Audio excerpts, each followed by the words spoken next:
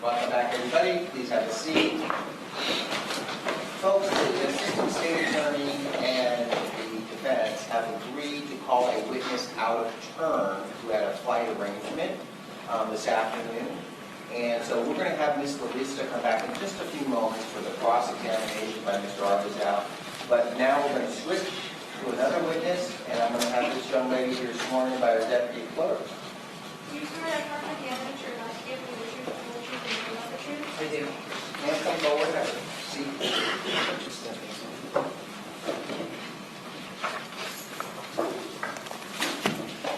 Hi, how are you? Great, how are you doing? Good. Thank you for getting me in. All right, no problem. If you could introduce yourself to the folks on our jury and spell your last name for our court report. My name is Dr. Adrienne Brundage, that's Brundage. I'm a forensic entomologist. Okay, and I'm going to turn down Ms. Walters on behalf of the state and inquire. Thank you, Your Honor. Ms. Brundage, what is a forensic entomologist? So I use my expertise of entomology of insects in any time we have some sort of evidence. So anytime insects interact with the court of law, that's where I come in. Okay. How long have you been a forensic entomologist? I did my first case in 1999. That's when I started my training. And just describe briefly for the jury what your training and education is in forensic entomology. So I have a bachelor's degree in plant protection sciences, a master's in organismal biology, and a PhD in entomology. And I'm a board certified forensic entomologist, so I'm certified through the American Board of Forensic Entomology. And where are you currently employed as an entomologist? I'm at Texas A&M University, the University of Florida, and Florida State. Are there occasions where items of evidence are sent to you for examination? Yes. And did that occur in the case that you're here to testify about? Yes. Tell us what you received in April of 2018. So I received a package with 3 vials of containing larval evidence, full of ethyl alcohol, 70% ethyl alcohol, and larvae. Okay, and when you say larvae, what are they larvae of? So they are larvae of flies. So flies go through a basic life cycle. It starts out as the adult flies that everybody knows. They lay their eggs and then they hatch into these larval, what we call instars. These are stages of fly development. So they go with the first, second, and third larval instar, then they pupate and they turn into the adults. So I got the maggots or the larvae. Okay, larvae is another word for maggot? Yes. Okay. When you observed the maggots, what agency had they come from? Let's see. I got them from the Boca Raton Police Department. And the way that they were packaged, you mentioned ethyl alcohol, I think? Yes. Alcohol. Is that appropriate packaging for something like that? Yes, they need to be in at least 70% ethyl alcohol in order to preserve the tissue so they don't decompose. Okay. How many different species of maggots did you observe? I identified 3 different species. And what 3 species were those? I had Phormia regina, which is the black-legged blowfly. I had Lucilia serracata, which is... Sure. Phormia regina. Okay. Lucilia serracata. And Chrysomya rufifasces. So why don't you walk us through how you perform an examination on those 3 different vials? So what I do is when I receive the evidence, I photograph the evidence, the package that it comes in. I take any notes on how it's been packaged and preserved. I will then look at the vials individually to make sure that the maggots are in good condition, and then I put them under a microscope and attempt to identify them and what developmental stage they're in. Were they in good condition in this case? Yes. Okay. So tell us what you observed from the 3 vials. So I found that there were 19 second and third instar larvae and 75 first instar larvae. So 75 of these larvae were very tiny and just hatched out of the eggs. 19 were older. So I then identified the older ones to Phormia regina, Lucilia serracata, and Chrysomya rufifasces. And just describe for the jury how it is that a piece of matter or decomposing matter gets maggots on it. So these insects are decomposers. They're the reason that meat or dead animals don't stay in the environment. They're one of the major reasons. So the adult flies, the females, will come in and lay those eggs on a decomposing piece of organic matter. The maggots will hatch out and they'll feed, usually in a large maggot mass, on that matter. They need a very high quality protein source in order to make it through their life cycle. So the eggs are laid on this organic matter, and then they go through these 3 larval instars until they have enough protein, enough time to make it through the pupal stage, then they'll turn into the adult stage. And how quickly can these flies appear on a piece of decomposing matter? Very, very fast. There's been a lot of reports of them showing up within 15 seconds after death. I've seen it anywhere from minutes to at most a day or so, just depending on the circumstances. And why is it that the flies are coming to that particular decomposing remain? So the females will cue in on the volatiles or the odors that are coming off of these bodies or this organic matter. They're looking for a very high quality protein source. And those odors come from the decomposition of the tissues, from the bacteria on those tissues, and they can smell things in just really, really tiny amounts. They have much better olfactory senses than humans do. So they'll smell things well before we can, and they can cue in on that. And when they cue in on it, are these larger insects or smaller? Well, they are flies. Their relative size is in a range. It's based on how much food they had when they were larvae. So the more food they had, the bigger they are. But the ones that we had here are probably around 10 to 15 millimeters on average in the adult size. And in the younger size, how would a fly or an egg get into a small space? So the adult female is responsible for ovipositing or laying those eggs wherever they need to go.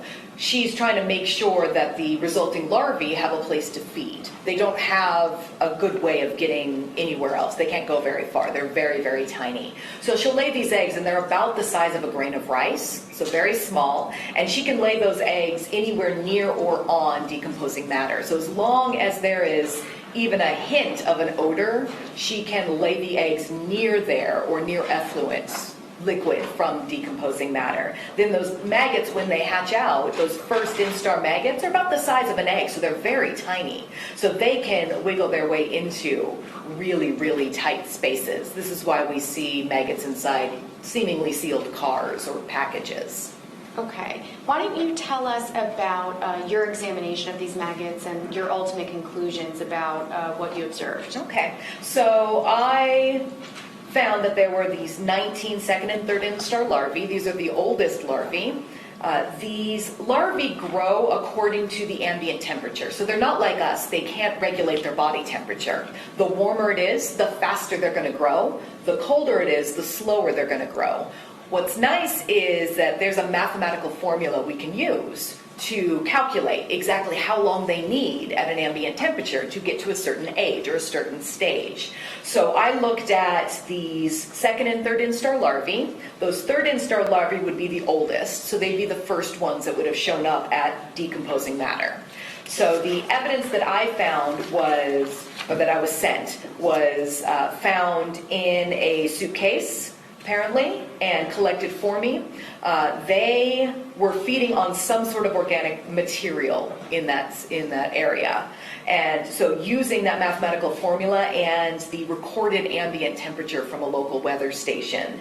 Which local weather station? So I used the hourly data from the Boca Raton Airport. Okay.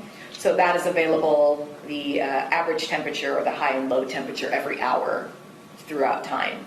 So I pulled that weather data and I used that information to figure out how long in hours it would take these maggots to go from newly oviposited to the stage that I observed them in, so that second and third instar stage. And the data that I found indicated that the maggots had been there and feeding on any organic material sometime between March 29th and April 1st, 2018. Okay. And once you were done analyzing those maggots and creating that timeline, did you send them back to the Boca Raton Police Department? Yes, I sealed them back up, photographed everything, sent them back. And why is it that you're not able to pinpoint a specific date and that you have an actual range? So these maggots, in that third instar, they can last for several days, especially given their temperature. It takes a while for them to get enough calories in order to turn into a pupal stage. So I have no way of telling if they are right at the beginning of that stage, they just came from that second instar to the third, or if they're just about ready to pupate. There's no morphological features for me to cue in on here. So I have to use that whole time period that they could have been in order to give you that range. Okay, I have nothing further. Tender for cross. Cross.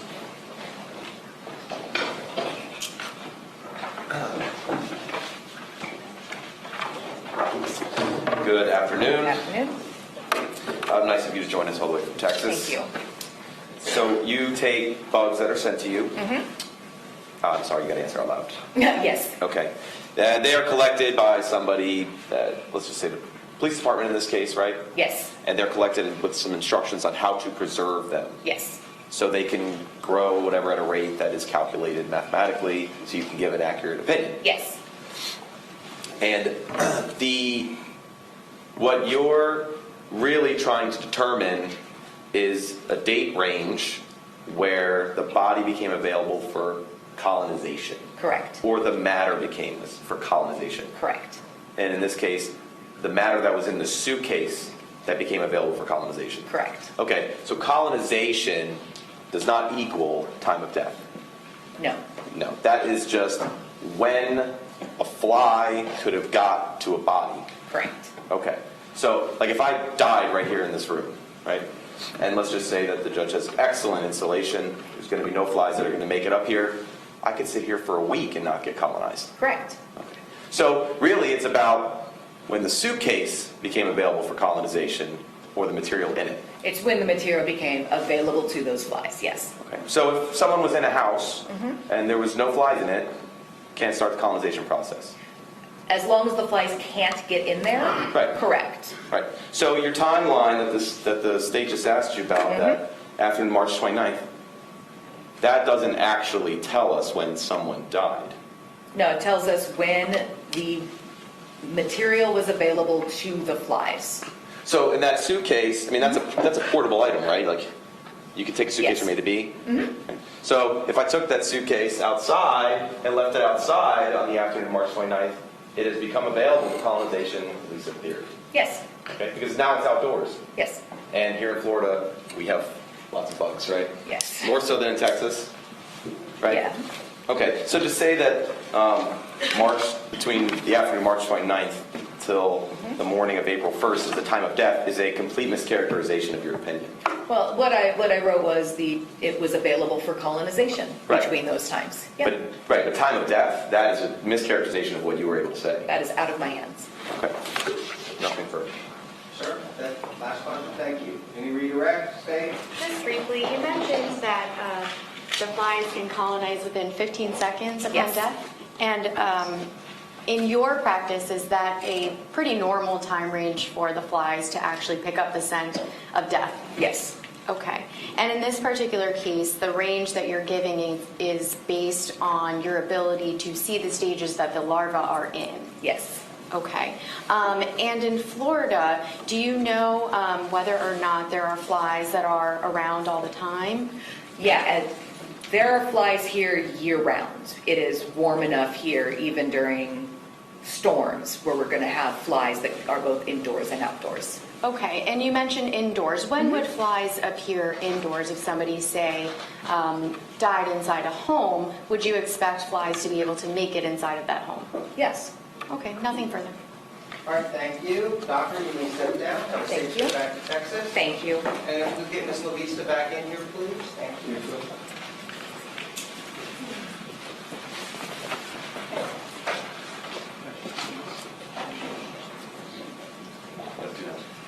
Can we approach? Somebody getting Ms. Lavista? Yes, sir. We're going to retrieve some photographs. You get what you need? I got one. All right. And Ms. Lavista, welcome back. I hope Thank you. And I'm going to remind you, ma'am, that you're still on the oath, and Mr. Arbuzal is about to ask questions on cross, okay? All right, thank you.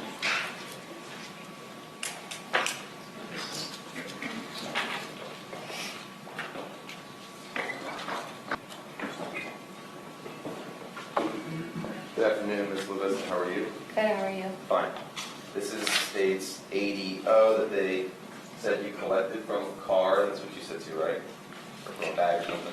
I believe so. A bag that belongs to Jimmy, Yes. presumably. You didn't find any blood on this shirt? No. You are a crime scene technician, correct? Yes. Okay. You know about phenolphthalein tests? Yes. DNA tests? Yes. Blue Star? Yes. Black lights, whatever else you guys use, right? Yes. Tons of stuff to determine whether you have blood on objects? Yes. All right. Any blood on this part of the shirt? No.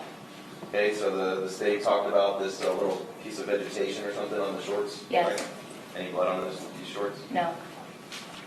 Again, this stuff over here on the right side of this part, this is, sorry, that's the L. Right here, any, this is just some stuff from trees or bushes or something, right? Yes. No blood on this? No. No body material at all? Not that I saw.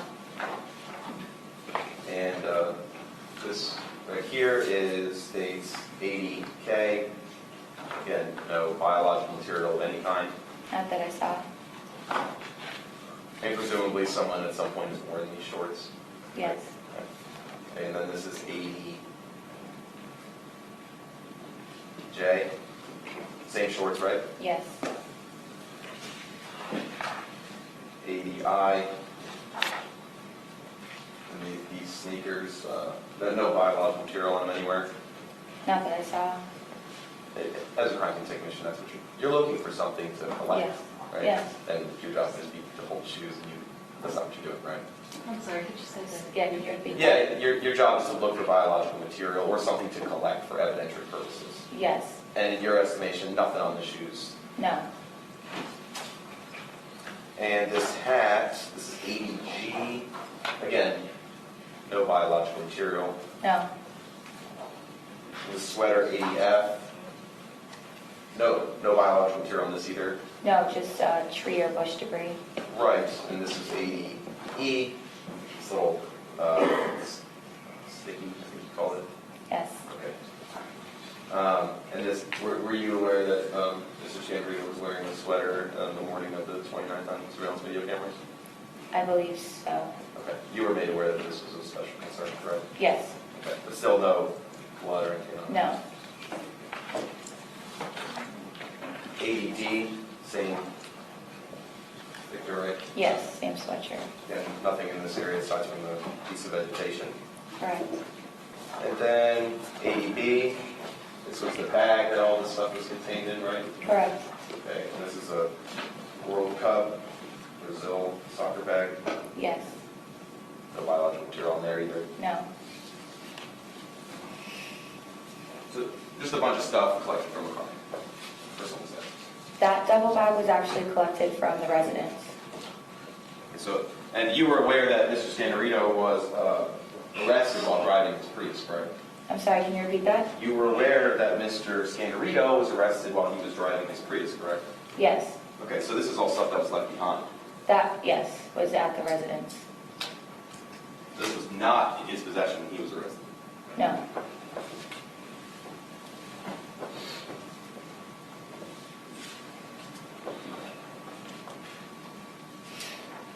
And so this is state 68A. This is the Prius, right? Correct. And this is the Prius that you knew that Mr. Scandirito was arrested in. Yes. So we would assume his fingerprints would be somewhere in this car, that's correct? Correct. But you take him anyway, because you're asked to, right? Correct.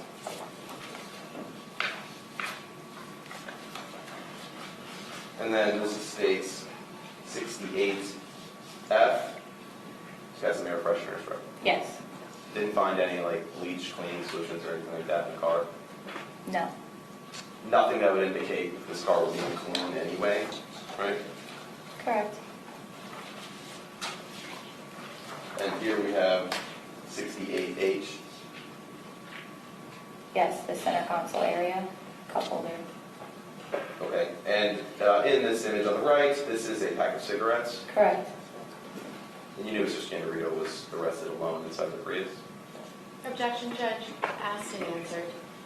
All right, well, it's on for your sake, so sustain on that. And this is picture 68I.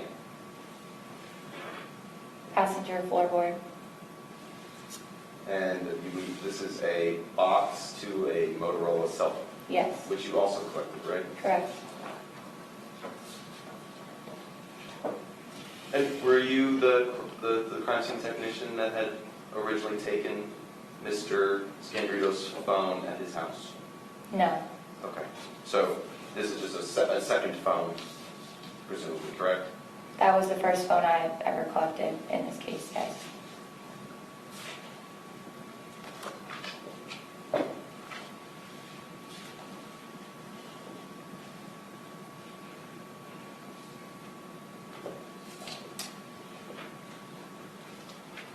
Okay. This is a State 68N. It's a Home Depot receipt, correct? Correct.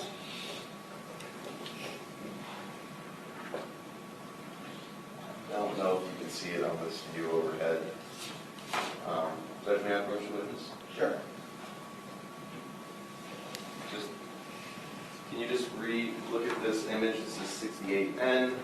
Just read it yourself. I just want to know about the method of payment.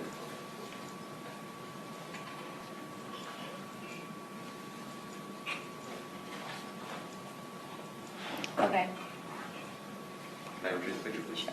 Thank you. The method of payment at Home Depot was cash, correct? Correct. And all of these items, these were found inside this Prius, right? Correct. Let's talk about 68. Want me to turn Deputy Ross turn lights on? That would be nice. 68O.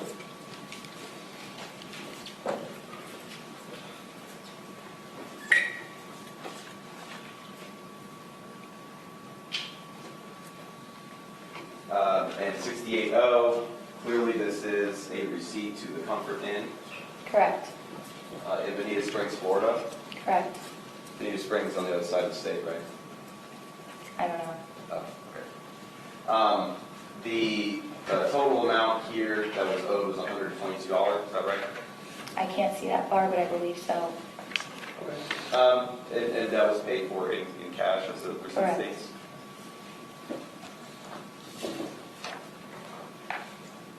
And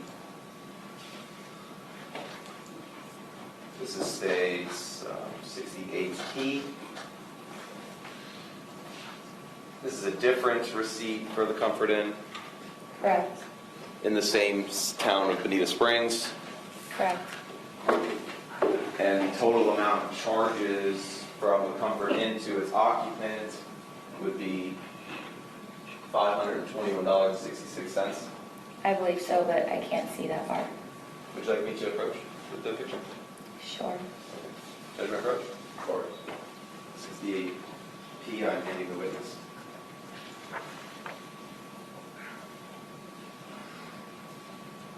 Yes.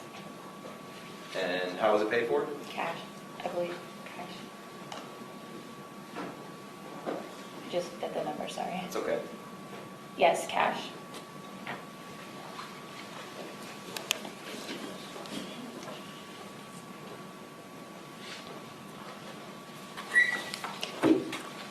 All those receipts, those are all dollar amounts that were paid for in cash? Correct. Any receipts that you found were purchased by debit card? No.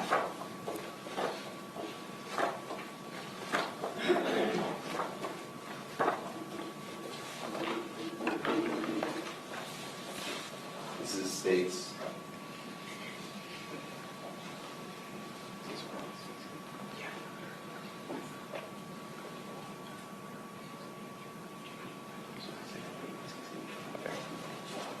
This is states 68cc.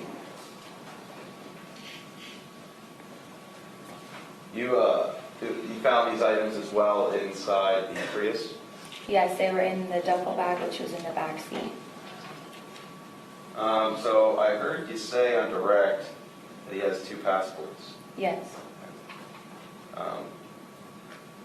When you trade in a passport to get a new one, did you know that they punch holes in the old one so you can't use it? No. And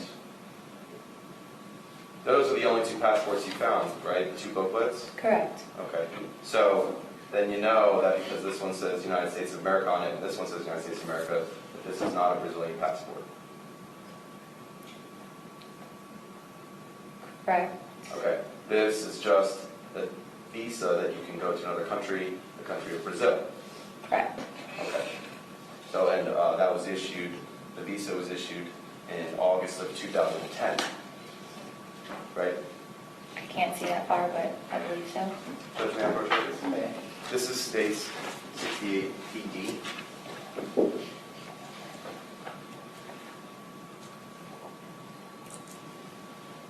Yes. And you collected,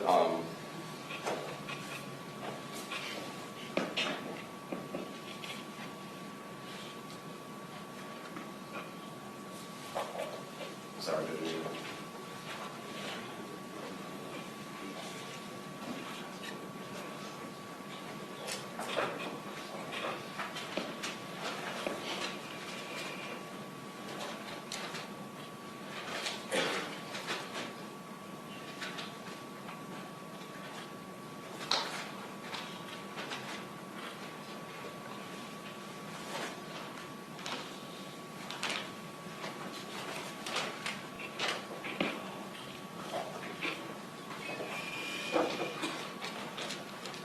And Judge, may I have the witness open States Exhibit 72A and B, the actual passports? Sure. Probably easier to read the actual. I would definitely agree with that. Yes, this is there, you need them? I have scissors. Thank you.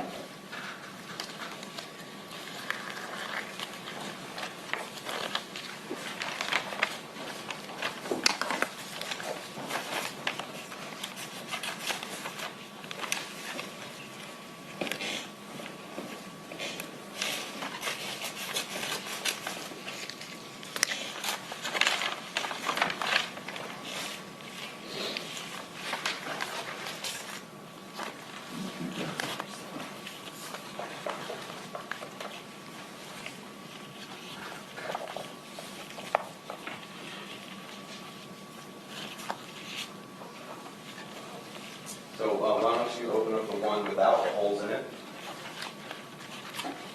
Tell us when that is issued. Date of issue, July 25th, 2012. And if you could see the one with the holes in it.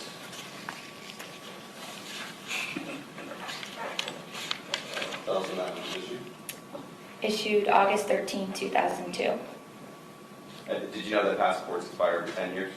Yes. Okay. So the second passport is obviously the most recent one for Mr. Scandirito. And I'm assuming being issued in 2012, it would expire in 2022, correct? Correct. Okay. So this isn't actually 2 separate passports that someone had. One is old and one is current. Correct.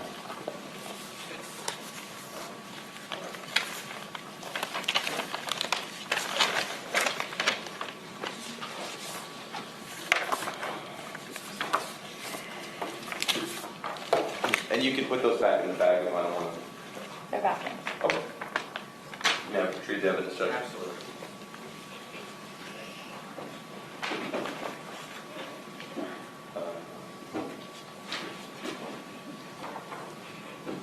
Lastly, from the items you recovered in that bag, this is states 68HH. Just another receipt that you found, right? Correct. And the circle part at the top that says customer James Scandirito, Correct. presumably Mr. Scandirito, the one in court. Correct. And it's got a date on it for 4. I can't see that far, I'm sorry. Judge Rambo, with Absolutely. good, the proper. 4/4/2018.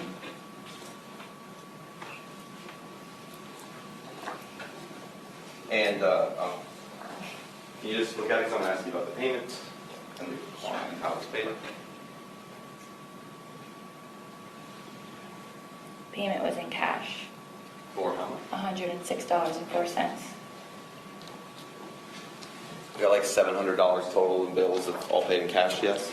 I'm sorry? All the receipts total up somewhere in the $700 amount for receipts that you saw in cash? I would say so. Okay. Next, I want to ask you about, you said on direct you were present for like taking apart like the undercarriage of the car. Yes, That's normally done by crime scene technicians when there's no reason the car was used to hit someone, right? no, the undercarriage of the trunk, Of the trunk you took? Yes. Okay, I apologize. of the interior of the trunk. I thought you said the undercarriage of the car. And now the other thing I want to ask you about was the golf course pictures you took. So you went to the golf course initially on what day? Can I refer to my notes? Yes, ma'am. On April 4th, 2018. And then at the golf course, you took pictures of the sand pit where the body parts were recovered. Correct. And after that, you went back at a later time and took pictures of a different spot at the same golf course. Correct. The different spot is a suspected spot where you said that there was a burn, attempt to burn something. It was an apparent burn mark. Okay, and that's the one where we just see the dead grass with the sand? I wouldn't call it dead grass, but it was an area of sand and grass mixed together. Okay, and that's a different spot than where you found where the body parts were? Correct. Okay, so, and how far away was that? I didn't measure it. I don't have an exact. Why don't you guess? It was a pretty lengthy ways away from the gravesite. Okay, so, okay, and this is, do you play golf at all? Would you be No. able to say what hole it was on? No, I have no Okay, idea. but substantially far away? Yes. Did you see this area where the burn was the first time you went to the golf course? Yes. And you did, but you did not photograph it No. on that date? I did not. But 2 weeks later, you went and did it? Correct. Okay. Have a moment, Judge.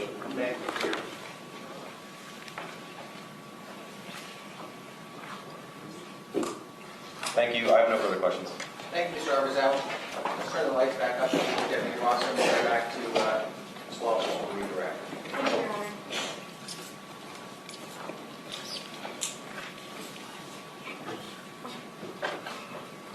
Ms. Lavista, can you remind us what day you responded initially to the golf course where the dismembered torso of Mr. Scandirito was uncovered? Yes. Foundation, counsel 6 months. All right. Overruled. You may answer that question. April 4th, 2018. Okay. And the search warrant of the Prius, what date did that occur on? Can I refer to my notes? Sure. If that would refresh your recollection. That was on April 12th, 2018. Okay, so logically speaking, the items that we just looked at with Mr. Arbuzal that were taken from inside the Prius were recovered after the torso had been discovered?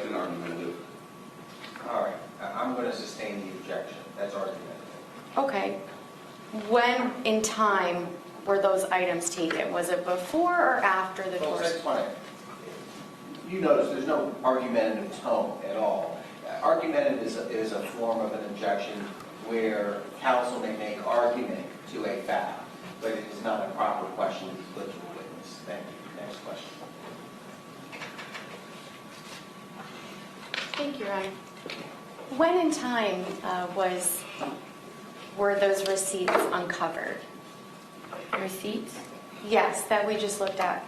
on April 12th after the body was unearthed. Okay. And we talked about some of those. I'm going to show you state 68M, and I know you're having trouble seeing, so I'm going to approach you with it. Is this one of the receipts that was uncovered?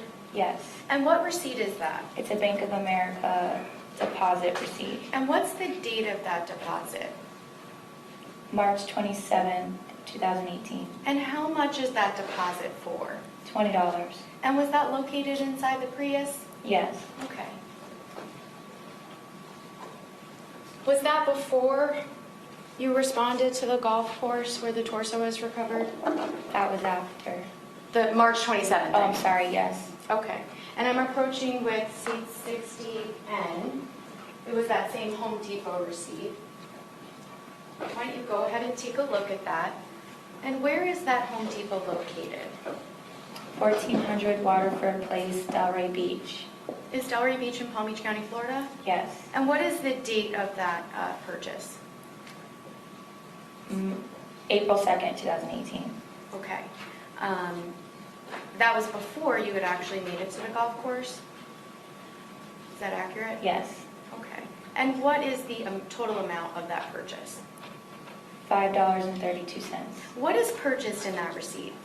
A Scripto Aim and Flame 2 lighter. Okay, thank you. And in state 68P, what is the date of the stay at the Comfort Inn on that receipt? April 9th, 2008. I'm sorry, the arrival date is April 5th. The departure date is April 9th. And where is that Comfort Inn located? 9800 Bonita Beach Road. State's Exhibit 68O. Can you go ahead and tell us what that receipt is for? A Comfort Inn as well. And where is that Comfort Inn located? Same location, 9800 Bonita Beach Road. And what's the date of that receipt? April 5th. And in State's Exhibit 68 double H, what do we see? What's the date of that purchase of that cellular device? April 4th. And is that after you were alerted about the search warrant that occurred at James Scandirito Sr.'s residence, the first search warrant? Yeah. That was a bad question. Let me ask you a better question. Are you aware of when the first search warrant occurred at Mr. Scandirito's residence? Yes. And what date was that? I believe it was Objection calls for speculation. If you're aware. April. No, well, the objection is speculation, but it also calls for hearsay. Were you there? I was not there at the initial search warrant. Okay, all right. So the answer would rely on someone else telling you, right? Is that right? Yes. Okay, sustain. The date of this receipt, you said, is, say that again, the date of that receipt? April 4th. And what is the total amount of that purchase?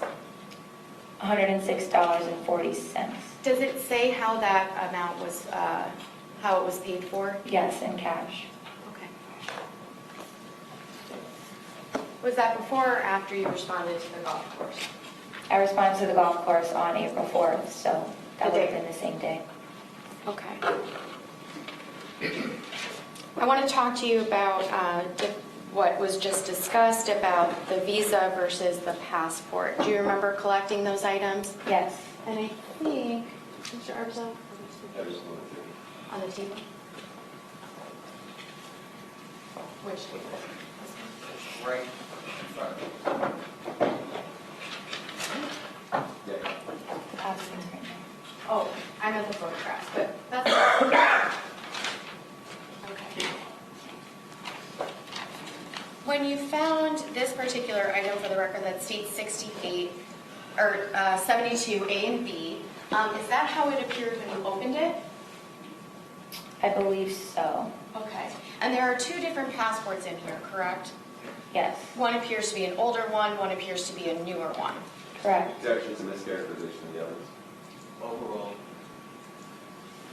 And when you opened the one that has the holes in it, can you just explain for the jury where that Brazilian visa was? I can't see that far. Sorry. The visa is not located in this item of evidence. However, in the photograph that you observed earlier, did it depict where the visa was when you found it? Yes, it says Brazil. It's not in this particular photograph. It's documented separately, or in this exhibit. It's That's fine. Yeah, let me have a sidebar also, thanks. Come on. Objection is sustained as to any further questions about the visa. Thank you. Next question. Nothing further from the state, Your Honor. All right. Nothing further, ma'am? Is that right? I didn't hear you. Yes, Judge, I said All right, nothing thank further you. from the state. Ma'am, thank you for coming Thank you. forward. Thank you for your patience today. You may step down. Let me turn now to the people of the state of Florida to call the next witness in this case. State calls Detective Derstine. Detective Derstine.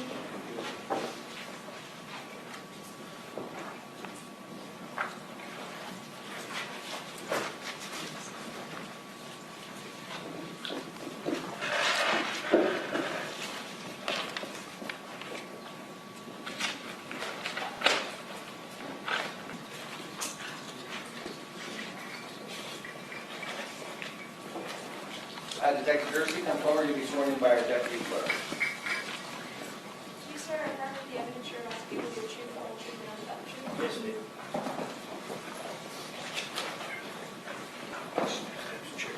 Thank you very much. Hi, how are you this afternoon? Good, Your Honor. How are you? Good. Could you introduce yourself? The folks are interested in swearing your last name for the court. Peter Derstine, last name Derstine. May I proceed, Did Your I Honor? mispronounce the name initially, or did you? I don't know. Stein, Derstine. Okay, all right, Yes, thank you. All right, you may proceed. Thank you, Your Honor. Detective, where are you currently employed? City of Boca Raton Police Department. How long have you been employed there for? Approximately 14 years. What are your current duties with Boca Raton? I'm currently assigned to the Special Investigations Unit, which is a part of the Investigative Services Bureau. And just explain for us what the Special Investigation Unit does. It's a specialized unit that focuses mainly on burglaries and fraud investigations, but we mainly assist the persons and economic crimes, other detectives in their investigations to conduct and operate like covert surveillance operations. And Detective, I'm going to interrupt you for a second. If you could, I didn't ask you to spell your name. If you could spell your last name for us, please. Yes, Your Honor. Derstine. Thanks, that helps the clerk report. Thank you. All No, right. no problem, Your Honor. Thank you. And you mentioned that you're a detective. Tell Yes. the members of the jury what it takes to become a detective.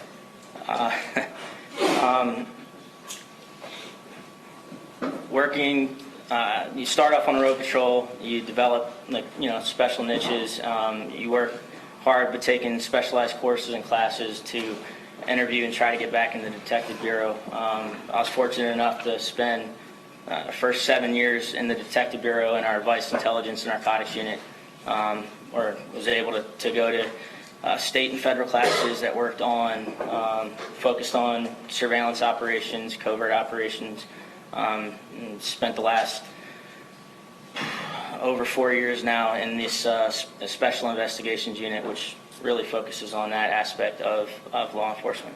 And you mentioned something about covert surveillance. Can you just describe what that means? Basically, we're a plainclothes unit in unmarked police vehicles. The object is to follow suspects of investigations by blending in and not being observed. And when you do something like covert surveillance, do you do it by yourself? No, we do it as a unit. Okay. And when you say as a unit, how many detectives or officers are with you doing this covert surveillance? We have, there's 4 detectives in the unit to include a supervisor, sergeant. Anywhere from 2 to the whole unit, depending on what investigation we're working. If you were doing covert surveillance in, say, vehicles or cars, describe for the jury how that would occur. What do you do? Like I said, we have unmarked vehicles, so we'll try to blend into the surrounding area. If the vehicle's parked in a certain area, we'll park in that general area as well. If it starts to move, we'll follow it without trying to be detective to see, where these individuals are going that we're watching. And how do you communicate with each other during an active covert surveillance operation? For the most part, the department issued portable radios. Okay, and when you're not able to use a radio, are cell phones used as well? Yes. Okay. Do all of you sit in the same car? No, we don't. Describe for the jury how you would go about setting up around a location, say with a parked vehicle. We take different access points, entrances or exits, try to get one close to get a better view of the actual object we're there to observe.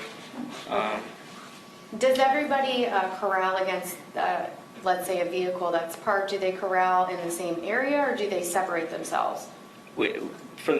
Depends on what we're trying to get out of the surveillance, but could separate to take different positions, or if we were going to apprehend somebody, move in a little bit closer to be on that certain spot. Okay, I'm going to turn your attention to April 3rd of 2018. Did you become involved in the state of Florida versus James Scandirito II? Yes, I did. How did you first become involved? On that date, my supervisor asked us. Without telling us what anybody else said, were Okay. you directed to a particular residence? Yes, I was directed to go do a surveillance at 412 Northwest 72nd Street. Is that the location of James Scandirito Sr.'s residence? Yes. And when you were there, what were you targeting? I was looking for a silver Prius and seeing if I could identify if James Scandirito Jr. was at the property. And were you provided with a photograph of what that individual looked like? Yes, I was. And around what time did you respond to that residence? I arrived around 1 p.m. What did you do when you arrived? I drove past the property, and it's where I observed the silver Prius parked in the driveway. I then took a position a few houses to the east, facing west. That way I could see the vehicle and see the front of the property if there's any movement or anybody coming to and from. And did members of your team position themselves in different locations? Yes, they did. Where did they position themselves? In the surrounding area, focusing on entry and exit points to the neighborhood. And were you provided with a tag or a license plate number of that silver Prius prior to getting to that location? Yes, I was. And when you got to the location, was it the same Prius with the same vehicle information number? Yes, it was. Okay.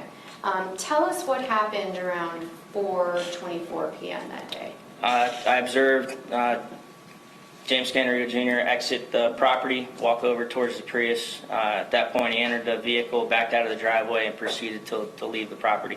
Okay, you mentioned James Scandirito Jr., that you saw Yes. that individual exit that property. Do you see that individual present in court today? Yes, I did. Could you please point to that individual and identify them by an article of clothing? Sitting at the table and has the bluish colored tie? Yes. Okay, and what color is the suit?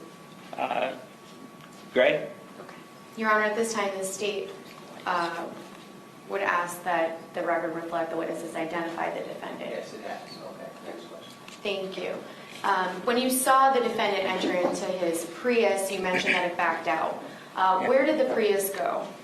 At that point, it began to drive east and to exit the neighborhood. I used my radio and let the other detectives that were assisting know that subject was in the car and the car was on the move. Okay.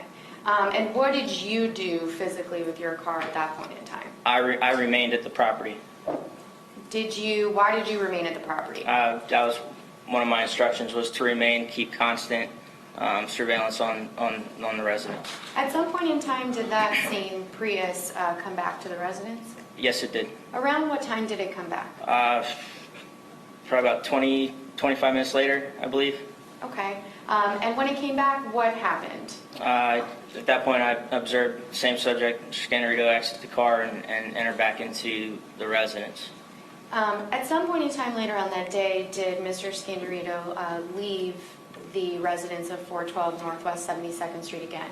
Yes, approximately around 8 p.m. And around 8 p.m., what happened? Mr. Scandirito entered the Prius and left, and that was around the time that the other detectives were executing the search warrant at the house. Okay. Could you tell at that point in time whether or not he was with another individual? I couldn't at the moment. I was instructed that he did leave with a second individual. Okay, so you were given that information? Yes. And where did the Prius drive to at that point? At that point, the vehicle left eastbound towards Northwest 2nd Avenue and begin to travel south on 2nd Avenue. Is that in Boca Raton? Yes, it is. Would looking at a map of that area of Boca Raton assist you in your testimony about where the vehicle was traveling to at this point? Yes. Your Honor, permission to approach? You may. I'm showing defense counsel was in marked for identification, states exhibit 93.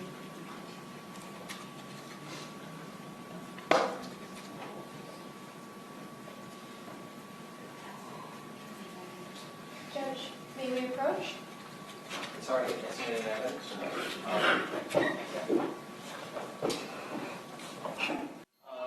There are a couple cover-ups on 93 right now because a witness hasn't shown us exactly where a couple of places are on this map, but I'm going to allow the state to use 93 with this witness to show whatever they're going to ask questions about.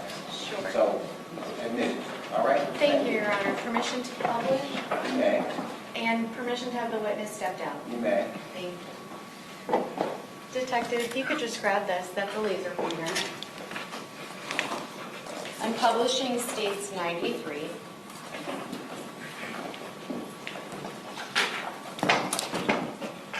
Can you see what this is a map of? Yes, I can. And what is this a blow-up map of? Northeast section of the city of Boca Raton. Okay. You just described where you saw the Prius leave after the search warrant was being executed. Can you just show the jurors on the map where that is? Yes, I can. Can you repeat that? Okay. If it helps. Yeah. The residence right where the surveillance operation started, vehicle then proceeded to Northwest 2nd Avenue and began to drive south on Northwest 2nd Avenue towards Yamata Road. And when it got to Yamata Road, where did the vehicle go next? After it got to Yamata, the vehicle proceeded to drive westbound towards the I-95 intersection. Did it continue traveling onto I-95, or where did it go? No, the vehicle continued and proceeded to drive and ended up in the area of the Holiday Inn, which is just to the west of I-95 on the north side of Yamato. And is that what we see marked here on this display? Yes. Okay. When the vehicle got to the Holiday Inn, what did it do? The vehicle was parked out in front of the Holiday Inn, and both occupants at that point were inside the property. Okay. By the time that you got there, they had already exited? Yes. The vehicle was parked and off? Yeah. Okay. What did you see the vehicle do next and when? I observed after setting up a fixed surveillance position, fixed meaning I took a physical eye on the car that was parked in the parking lot, occupied a parking spot in that same general area to keep an eye on it. While sitting there, I observed Mr. Scandirito exit the Holiday Inn, re-enter the Prius, and the Prius at that point left the property. Do you recall about what time that was? With looking at your report, refresh your recollection if you don't. Recall the time? Yes. Okay, if you could just hold this map and I'll get your report for you. Did you take note at that point in time of what Mr. Scandirito was wearing?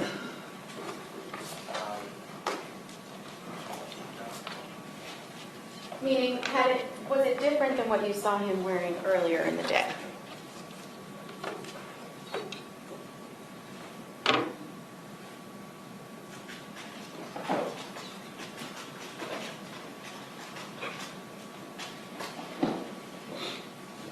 Did that help refresh your recollection? It was the timestamp based on when the vehicle had left, and it would go probably approximately like 9 p.m. by the time the vehicle had left the Holiday Inn. Okay, so around 9 p.m. you see Mr. Scandirito, somewhere in that time range? Approximately around that time frame, yeah, because it says 30 minutes after setting up on the vehicle in the parking lot of the Holiday Inn, he re-entered the Prius and left the property. Okay. Where did the Prius go at that point in time? At that point, the Prius exited. I remained in the parking lot of the hotel, and the other detectives followed the vehicle from that spot. Just that way we could have constant position on like a last known location. And at some point in time later on that evening, early into the next morning of April 4th, did the Prius ever come back to the Holiday Inn? Might take one more look. Sure. Would looking at your report refresh your recollection about what time it came back and if it came back? Yes. Okay, what time did it come back when you saw it?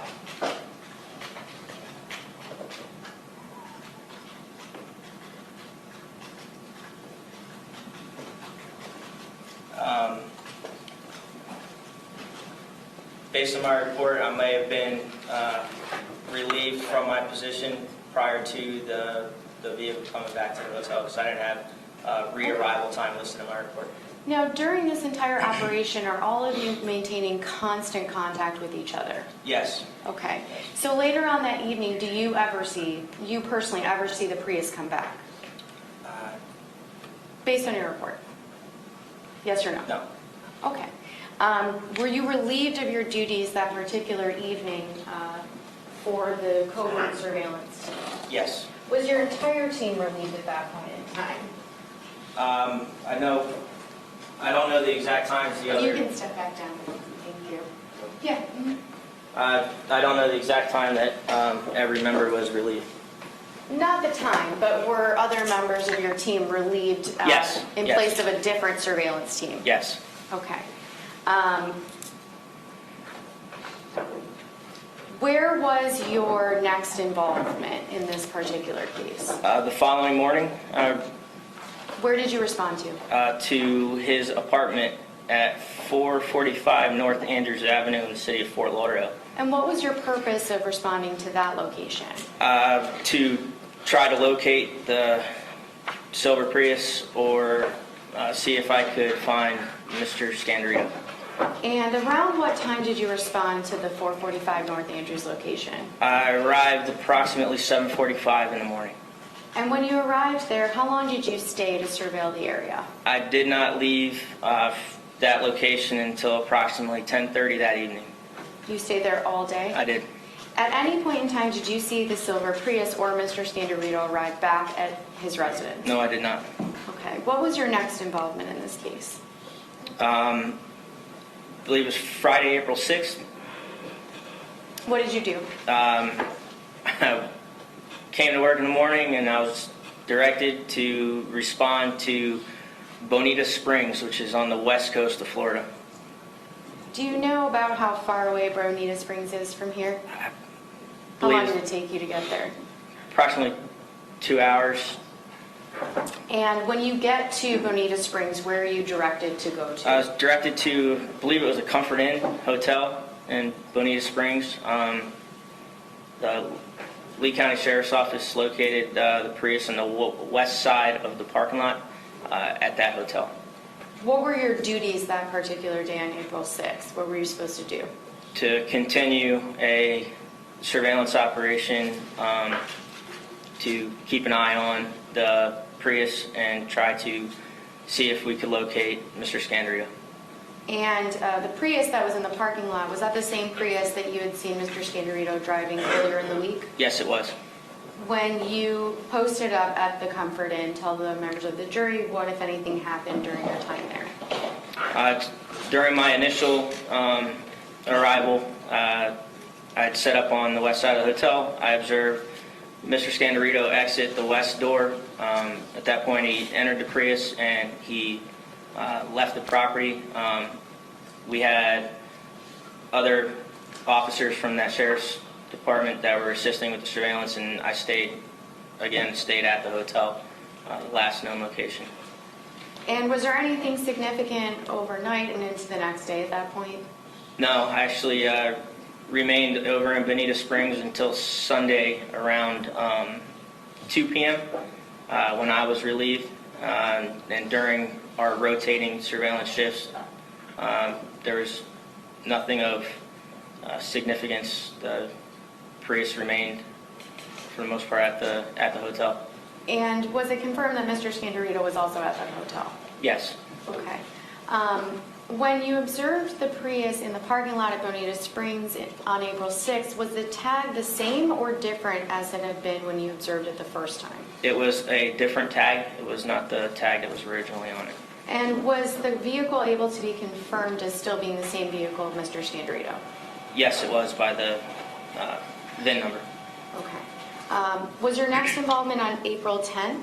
Yes, it was. What was your involvement?